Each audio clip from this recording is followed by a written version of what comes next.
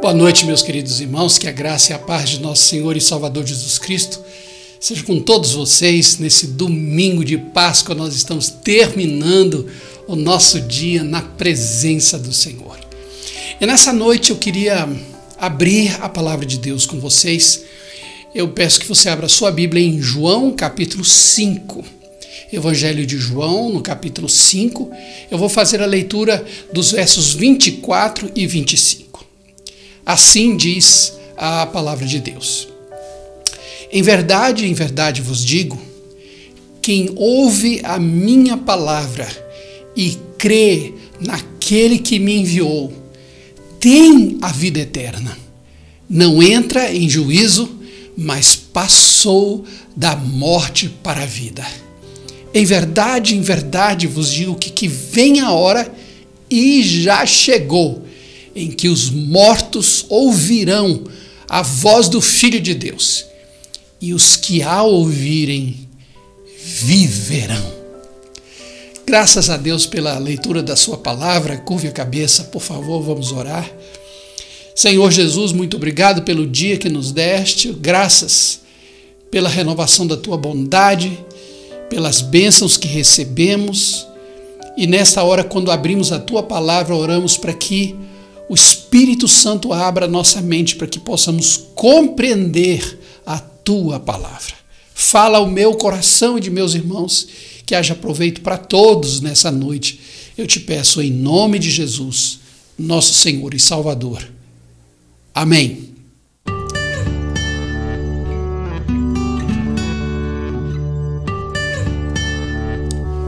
A vida eterna é um dos maiores mistérios da humanidade. A imortalidade é o segredo mais procurado pela raça humana. É a fronteira mais disputada pelos poderosos. Isso porque a morte parece incólume, indiferente a qualquer ciência, a qualquer fortuna, a qualquer império. Muita gente tentou ficar imortal. Eu li um artigo essa semana de futurologistas que prevêem que até o ano de 2050 a imortalidade será alcançada pela raça humana. E isso porque, pela tecnologia e pela ciência, será possível renovar os órgãos internos do corpo humano, os sistemas do corpo humano, inclusive a própria pele. Outros acreditam que seja possível transferir a mente de um ser humano para um ambiente virtual. E outros acham que a mente possa ser transferida para um corpo sintético, ou seja, para um robô, a sua cabeça com o corpo de robô. Mas se alguém de fato se tornasse imortal, quem quer que fosse, mesmo não tendo nada, possuiria tudo. Mesmo não sendo nada, seria tudo. E mesmo não conhecendo nada, saberia de tudo. Mas a pergunta é: onde está a vida eterna? O que de fato é a imortalidade? É um lugar? É um estado de espírito? É uma dimensão desconhecida? E se a imortalidade fosse um espaço? Quanto valeria o metro quadrado de um lugar onde você não envelhece, não adoece, onde você não morre? Se existisse tal lugar, como é que eu e você chegaríamos lá? O que fazer para entrar no reino da imortalidade? Bem, a única pessoa que veio da eternidade, que mora na eternidade, é o nosso imortal Jesus Cristo. E ele nos ensina que a imortalidade é um relacionamento com o Deus eterno. Imortalidade, na verdade, é sair do reino do pó e se revestir de imortalidade. É sair do material para o espiritual. E a única pessoa a garantir isso é o imortal Jesus. E ele fala, em João capítulo 10, o verso 28, ele diz: eu lhes dou a vida eterna, ninguém jamais vai morrer. A vida eterna não é comprada, não é merecida, não é trocada, não é roubada. A vida eterna é dada, é dada. E só um imortal pode revestir um mortal de imortalidade. Por isso Jesus diz, eu lhes dou. Eu gosto disso, porque Jesus fala com autoridade. Ele fala assim, ninguém toma essa vida eterna de mim, eu dou para quem eu quero. Mas a pergunta é como alcançar a vida eterna. E Jesus ensina no nosso texto, que lemos no começo, que há 3 passos que nós podemos dar para alcançar a vida eterna. A vida eterna está a 3 passos de nós. E quais são esses passos? Primeiro passo é ouvir a palavra certa, é ouvir a palavra de Deus, a palavra de Cristo. Então Jesus foi muito claro quando ele diz assim, quem ouve a minha palavra. E esse é o primeiro passo. Olha, parece uma coisa simples, né? Mas uma das vozes mais negligenciadas da história humana é a voz do nosso Criador. Muitas pessoas ouvem todo tipo de mensagem, menos a mensagem de Jesus. E isso tem uma explicação, sabia? É por causa da nossa certidão de nascimento.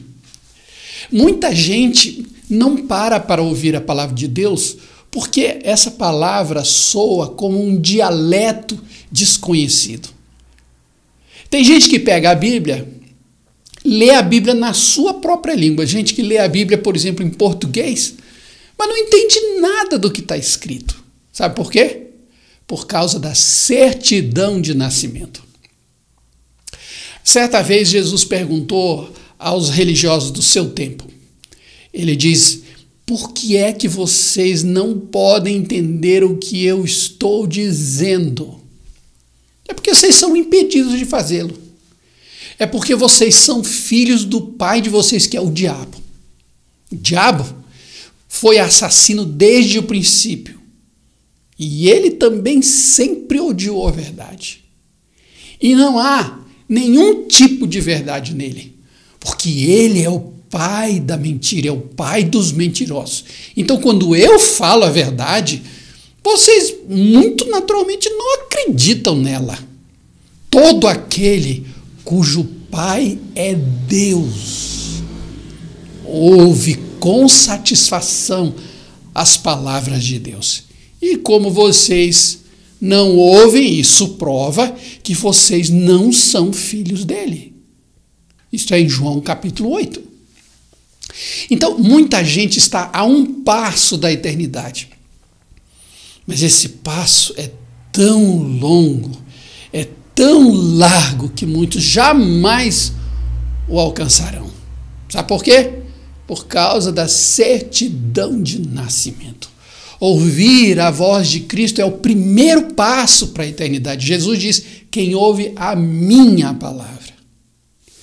Agora, para ouvir a palavra de Deus, não basta apenas ter ouvidos.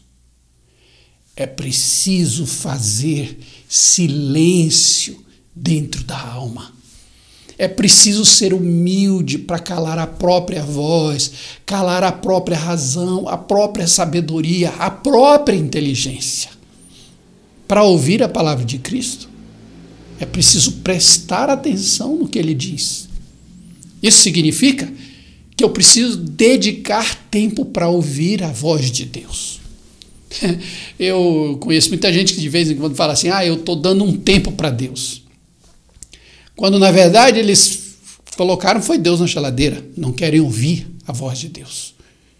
Essas pessoas, interessante, elas têm tempo para o trabalho, elas têm tempo para dar atenção à palavra dos chefes dela, elas têm tempo para saber as notícias do time de futebol, todos os comentários dos times, embora esteja tudo parado agora, mas o fato é que na vida normal essas pessoas sabem de tudo, dos comentários dos jogadores, dos técnicos, dos times. Eles têm tempo para se divertir, eles sabem os lançamentos dos últimos filmes de TV, de cinema e por aí vai. Mas quando se trata de Deus, eles não têm tempo, estão ocupados demais para Deus. Sabe que no céu haverá algumas pessoas que partiram desse mundo sem algumas partes do corpo. Por exemplo, algumas vão chegar lá sem braços, sem pernas, sem olhos, sem mãos. No céu haverá pessoas que nunca entraram numa igreja, nunca foram ou nunca assistiram uma aula de escola dominical, nunca cantaram num coral, nunca foram batizados e muitos nem sequer tomaram uma única ceia na vida. Mas no céu não haverá uma única pessoa que não tenha ouvido a palavra de Deus. Em algum momento de suas vidas, elas ouviram essa palavra, prestaram atenção naquilo que Cristo estava lhes dizendo. Então, número 1, para ser imortal, é preciso ouvir a palavra de Cristo, certo? Esse é o primeiro passo. Mas aí a gente tem um problema. Se para ser salvo, se para ser imortal é preciso ouvir a palavra de Cristo, nós estamos perdidos. Porque a palavra de Cristo nos vem ao ouvido como um dialeto desconhecido. Por causa da nossa certidão de nascimento, isso nos impede de compreender a mensagem de Cristo. E por causa disso, o primeiro passo nunca será dado. Tudo está perdido, a não ser que Deus nos dê uma nova certidão de nascimento. Ele nos faça nascer de novo, para que possamos entender a sua palavra. E a primeira boa notícia da noite é que a vida eterna é possível porque Deus opera em nós o milagre da regeneração, o milagre do novo nascimento, que nos dá a habilidade de compreender realidades espirituais. Era disso que Jesus falava em João capítulo 3, quando ele disse a Nicodemos: em verdade te digo, quem não nascer de novo não pode ver o reino de Deus. E esse novo nascimento da água e do Espírito é um mistério. Ninguém sabe como acontece, quando acontece, mas o que ele produz é maravilhoso. É como se alguém removesse a venda dos nossos olhos e de repente tudo começa a fazer sentido para nós.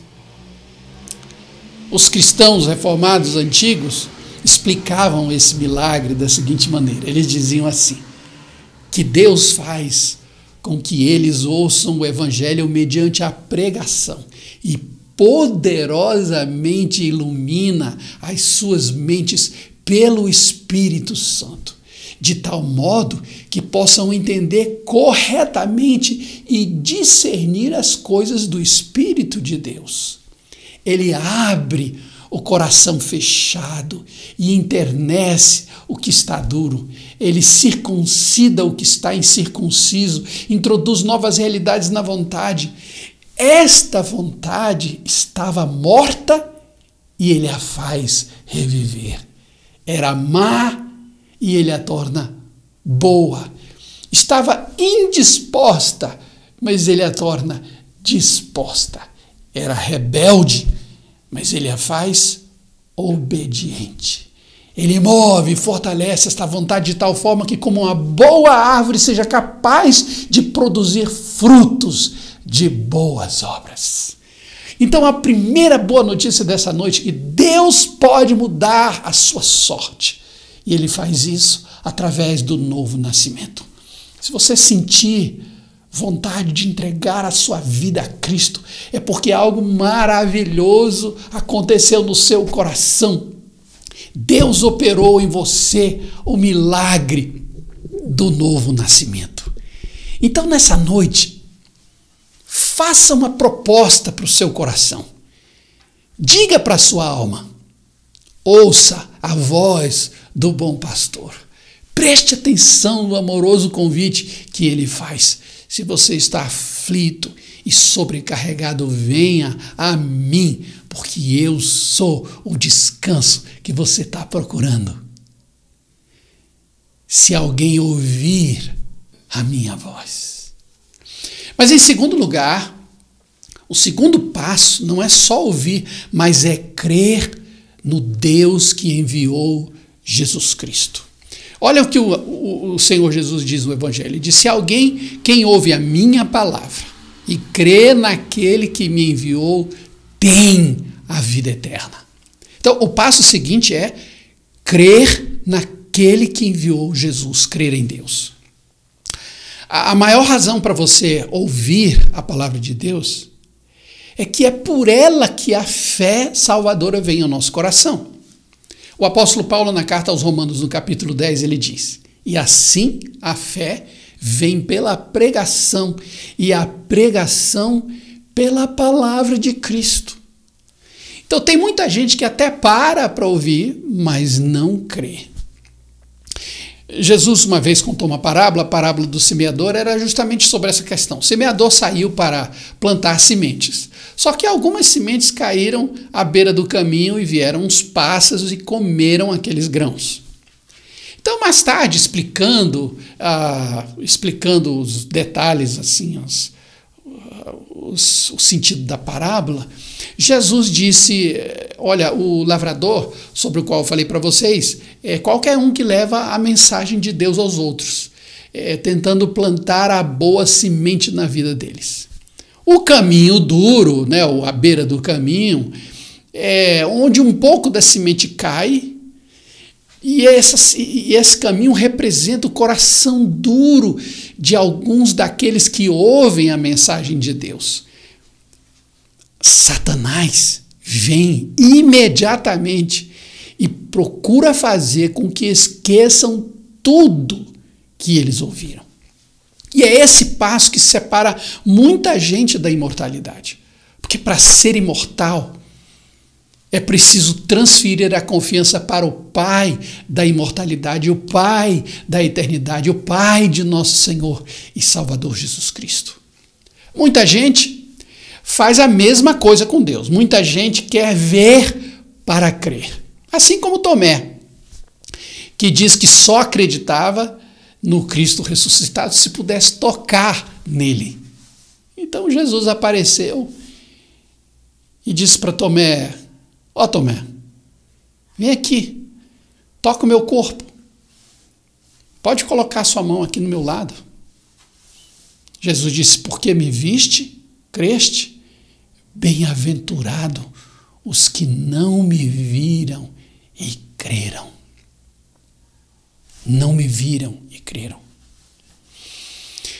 Eu soube uns dias atrás, eu encontrei uma história que ilustra esta fé, essa confiança no Deus que enviou Jesus na sua palavra.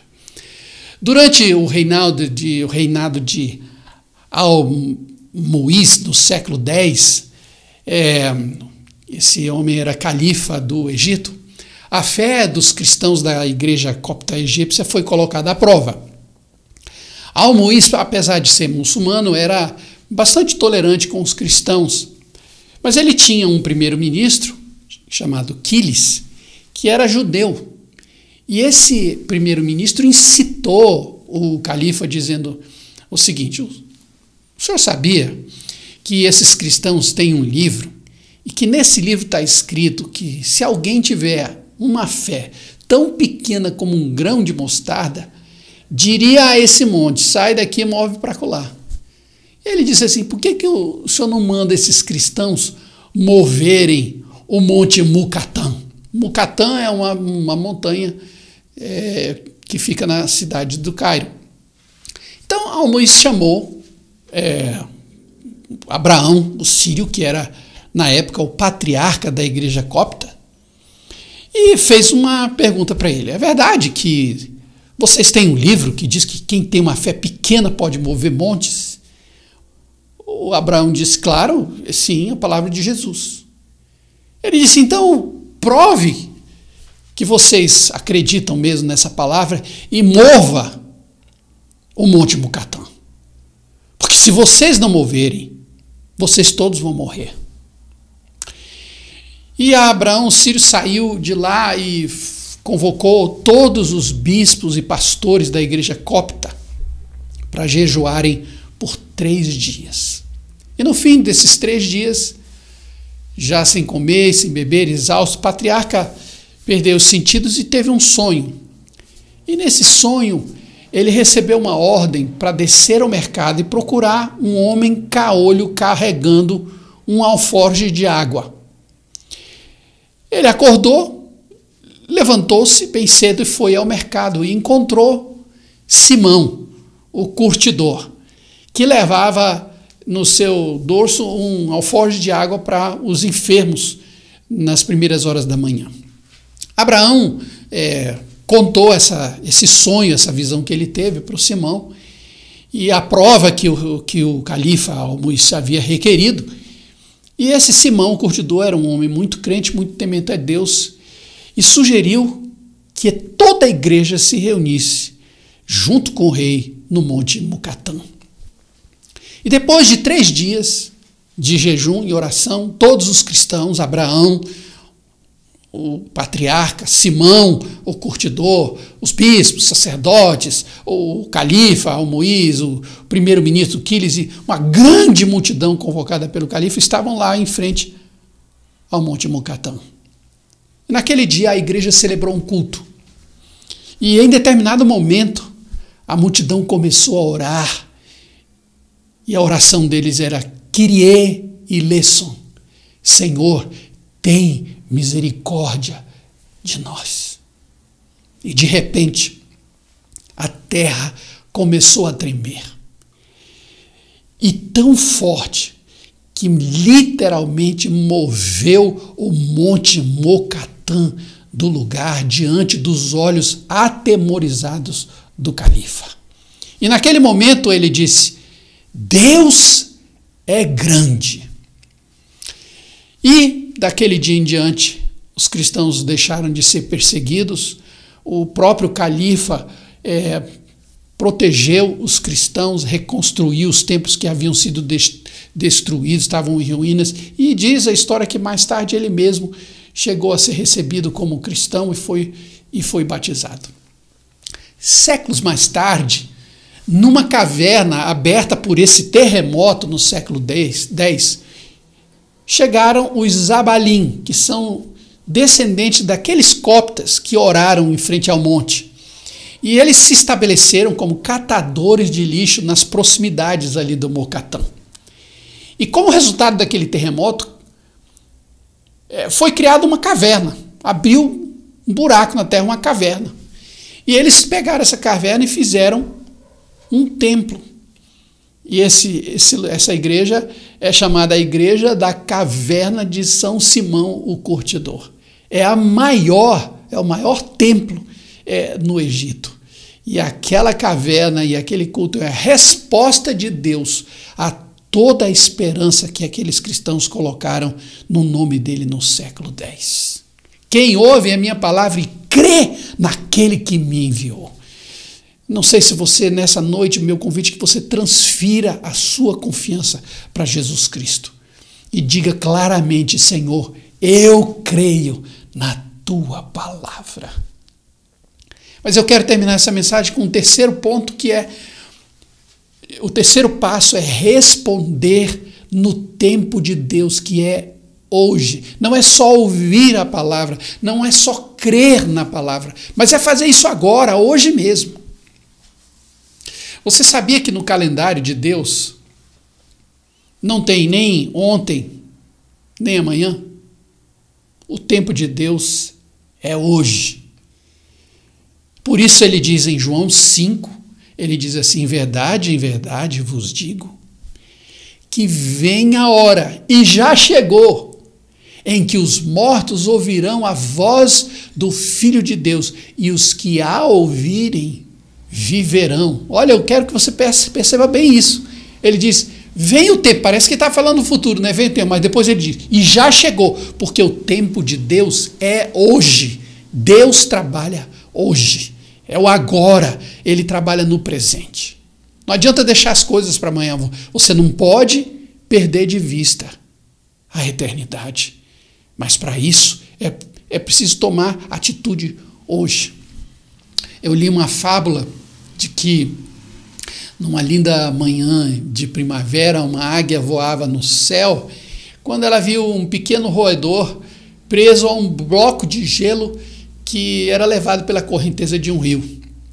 E ele lá de cima viu aquele pedaço de gelo com aquele roedor, desceu. E como o roedor estava preso, não tinha para onde fugir, a águia disse, ele é todo meu. E voou, cravou suas garras ali e começou a comer tranquilamente aquele roedor.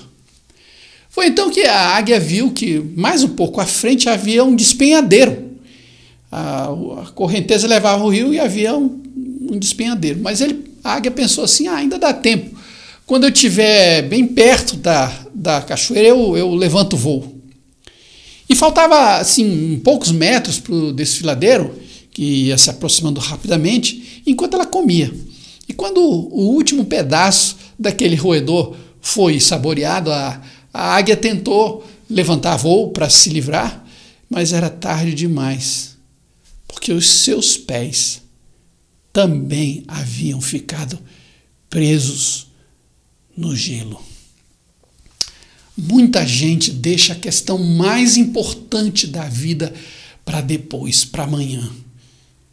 Mas amanhã pode ser tarde demais, porque o tempo de Deus é hoje. Ele convida hoje, ele requer a sua confiança hoje, ele exige a renúncia hoje, ele quer que você creia nele hoje, porque o tempo de Deus é hoje. Nosso texto diz a prova é que Deus marca outro dia. Em Hebreus capítulo 4 ele diz assim, Deus marca outro dia, chamado hoje. Gosto disso, outro, mas é hoje. Ele falou disso muitos anos depois por meio de Davi, num trecho da escritura já citado. Se hoje vocês ouvirem a voz de Deus, não sejam teimosos, porque o tempo de Deus é hoje. E Deus, na sua infinita misericórdia, quando Ele quer que a gente ouça, Ele faz tudo o que é necessário. Ele faz você entender a sua palavra. Deus tem essa misericórdia de nos deixar ouvir de forma que nós entendamos, porque o tempo dele é hoje. Eu conheci um pastor amigo nosso, da nossa família, pastor Frederico Orr. Ele foi missionário durante muitos anos no Amazonas. E ele me contou essa história uns anos atrás, quando ele se converteu. Ele era um homem era diretor de uma empresa na Irlanda do Norte, quando Deus o chamou. E ele deixou toda a sua riqueza, casou-se e veio para o Brasil. E ele viajou de navio para o Brasil, pelo rio Amazonas. E no meio da viagem, ele era recém-casado, já acho que fazia 2 anos que ele tinha se casado, quando ele veio para o Brasil. E durante a viagem, a esposa dele comeu um alimento e esse alimento estava estragado e ela teve uma infecção alimentar. E ficou muito doente e em questão de 48 horas ela veio a falecer. E ele conta que normalmente quando alguém morre num barco, eles envolvem num pano e jogam no rio, mas ele não queria que isso fosse feito, ele queria que ela fosse mesmo enterrada. E o capitão do navio, o comandante, se apiedou dele e parou no primeiro lugarejo que era possível, que coincidentemente era um lugar chamado Lábrea. E o comandante desceu, ele não falava nada, o pastor Frederico não falava português ainda, e ele desceu e chamou um homem lá que pudesse abrir uma cova para se enterrar o corpo de Aina, que era a esposa do pastor Frederico. E o preço desse trabalho foi um litro de pinga. E o homem aceitou o trabalho e alguns passageiros desceram, como era um fato novo, então algumas pessoas da cidade foram até o cemitério para o enterro mesmo, não conhecendo. E o pastor Frederico, naquele dia, mesmo sabendo que ninguém o entendia, e ele mesmo não sabia falar português, fez uma pequena mensagem, abriu um texto e leu, e fez uma pequena meditação naquele dia. E foi embora. Mas quando ele estava indo embora, ele resolveu, colocou no coração dele que ele voltaria naquele lugar para levar aquele homem que enterrou a sua esposa a Cristo. E anos depois, algum tempo depois, ele voltou mesmo e acabou indo para aquele lugar como seu lugar de trabalho, seu lugar de missão. E obviamente que muitas coisas aconteceram. Ele foi perseguido, ninguém queria dar lugar para ele dormir e tal, e acabaram dando um celeiro lá cheio de rato, barata. Ele aceitou o desafio, ficou lá, e aos poucos ele começou a aprender a língua portuguesa e começou a falar de Jesus Cristo, e as pessoas começaram a se converter. E um desses homens que se converteu, uma vez, depois de um culto, disse assim: pastor Frederico, engraçado, né? Hoje o senhor pregou aquela mensagem que o senhor deu no dia que o senhor veio aqui fazer o sepultamento da sua esposa. Ele falou: realmente, eu preguei esse texto mesmo. Ele falou: eu sei. Aí o pastor Frederico disse: olha, mas eu não sabia que você falava inglês. Ele falou: mas eu não falo. Eu falei: como é que você entendeu? Eu falei: não, mas o senhor falou em português, não falou? Ele disse: mas eu não sabia falar português naquele dia. O homem disse: pastor Fred, com esses ouvidinhos que a terra há de comer, eu posso lhe dizer se naquele dia o senhor falou em português. De fato, não era possível falar português, porque o pastor não falava mesmo. Mas Deus fez a tradução, porque quando Deus quer que alguém ouça a sua palavra, e o tempo de Deus é hoje, Ele faz qualquer coisa. Mas o convite para você é: se alguém ouve a minha palavra e crê naquele que me enviou, o meu desejo é que essa noite Deus traduza para você, para o seu coração, que Ele forme as palavras e você possa compreender que Deus o ama profundamente e que Ele quer que você seja imortal. Para isso Ele enviou Jesus Cristo para morrer por nós. Ele derramou o seu sangue para perdoar os nossos pecados e nos purificar de toda injustiça, de tal maneira que nós pudéssemos ter o dom gracioso da vida eterna. Porque Deus amou o mundo de tal maneira que deu o seu Filho unigênito para que todo aquele que dele crê não pereça, mas tenha a vida eterna. Curve a cabeça, por favor. Deus Pai, Deus Filho e Deus Espírito Santo, na noite de hoje nós abrimos a Tua palavra e lemos que aquele que ouve as palavras de Jesus. Nesse momento eu peço que todos aqueles que estão agora me ouvindo possam ouvir a Tua voz também.